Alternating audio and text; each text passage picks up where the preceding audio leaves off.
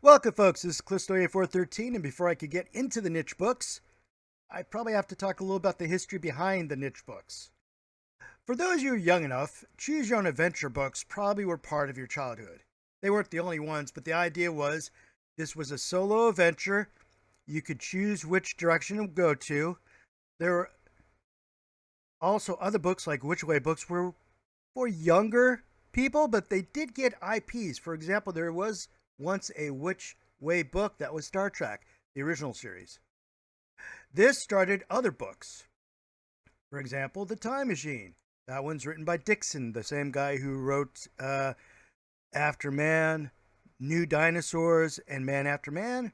Then there's The Combat Command, which was sci-fi stories turned into standalone games like Hammer Slammers. That one's about a ship that crashes on a planet with many of the Hammer Slammers in it, and you are sent to rescue them or try to help them. Then they got into fantasy. Token Quest, which, if I remember right, they made 6 books and 3 of them got recalled. I think people lost the rights. Then the Crossroads Adventures, which were also fantasy, usually even doing sequels of books. Like, there's one book written by David Drake, and I think they made a story that was technically a sequel to it.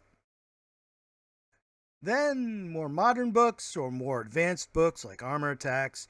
That is huge. That book is huge. I had that one. And Could You Survive is also very modern. We're going to talk, though, about horror choose-your-own-adventures. But before we get into that, let me point out, for those of you who love Lone Wolf, many of them are now online. In fact, there's a whole bunch of books that are now invented online. They were never physical. For example, Choice of Games, or the hosted games, if I remember right. There's a few companies, one of them that focuses solely on romance. But let's get into the niche books. Scooby Doo versus the Call of Cthulhu. Yes, it looks like a choose-your-own-adventure, but it's not. And it is hilarious. It is just like choose-your-own-adventure, but, well, actually, choose-your-own-adventures, you died a lot too, and this one you're going to die a lot. And it does have references to other works of Lovecraft. Funny enough, I think you also run into the Scooby-Doo gang. And there's just artwork that's just silly. But it's just like a choose-your-own-adventure game, except you are Scooby-Doo, a dog from another dimension, and you're trying to keep the cult of Cthulhu from bringing Cthulhu into the real universe. I played it quite a few times. I mostly died. I don't think I ever prevented anything from happening. I even got neutered once. Don't ask. The other book, that's a niche book, and a little more lines of the serious choose-your-own-adventure, At the Mountains of Madness, which is by Stephen Jackson Games, and it is, once again, choose-your-own-adventure. But there are times where you have to write down stuff because they ask you, okay, this is so much equipment you could carry. Each of your person in your party could carry 2. You have to choose. And you have to be honest with yourself. But it is a fascinating game. The problem is, it is a little more shallow than the story. It's not as gloomy, it's not depressing, because I don't think they're able to get into it as much. They can't give you page after page. As a story, they want you to be able to move through the story. The original story, while it's not a full-blown novel, it's more of a novelle, is still, for those of you who are not into the details of digs and all that stuff, can be kind of slow.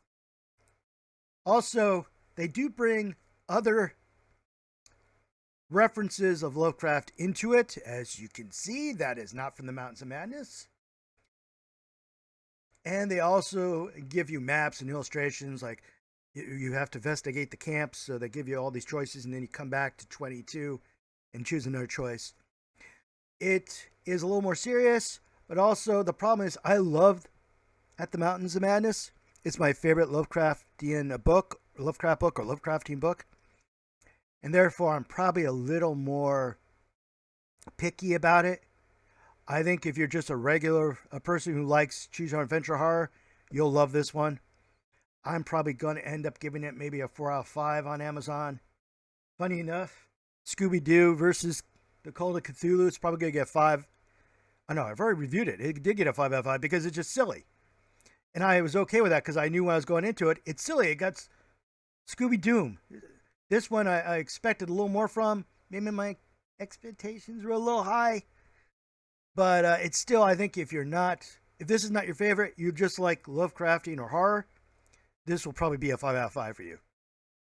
I'm going to put the information of the 2 books in the description, of course, but you can easily find them on Amazon.com or any other like bookstore online, or probably see the one about the At the Mouths of Madness, as from what I could tell, that's actually European publication being translated into English.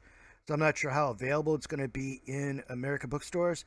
In fact, the list in the beginning of the book lists 12 books, but I can only find physically 6 of them in English.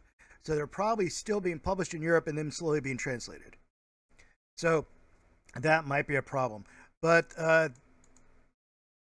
Scooby-Doom, excuse me, versus the Call of Cthulhu, you're probably going to find that all over the place. It's just silly.